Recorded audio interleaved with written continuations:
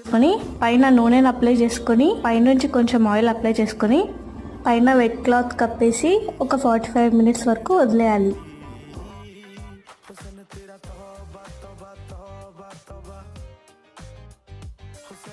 ఇప్పుడు కొంచెం కొంచెం మైదాని చల్లుకుంటూ వీడియోలో చూపిస్తున్న విధంగా చపాతీని రోల్ చేసుకొని ఒక సైడ్ కొంచెం వాటర్ స్ప్రింకిల్ చేసుకొని నీట్గా అప్లై చేసుకున్న తర్వాత ప్యాన్ని ఒక 5 to 10 మినిట్స్ పాటు ఫ్లేమ్ని హైలో పెట్టుకొని ప్రీహీట్ చేసుకోవాలి. ప్రిపేర్ చేసుకున్న రోటీని 3 to 4 మినిట్స్ పాటు అలాగే వదిలేసి ప్యాన్ని వీడియోలో చూపిస్తున్న విధంగా రివర్స్ చేసుకొని సైడ్స్ మొత్తం కాల్చుకోవాలి. ఇప్పుడు ఒక సర్వింగ్ ప్లేట్లోకి సర్వ్ చేసుకొని పైన నుంచి బటర్ అప్లై చేసుకోవాలి. మీరు కావాలంటే ఈ ప్లెయిన్ బటర్ లోకి కొంచెం గ్రేటెడ్ గార్లిక్ ని కూడా వేసుకోవచ్చు. ఆ ఫ్లేవర్ కూడా చాలా బాగుంటుంది. ఈ బటర్ నాన్ ని మీకు నచ్చిన కర్రీతో ఎంజాయ్ చేయండి.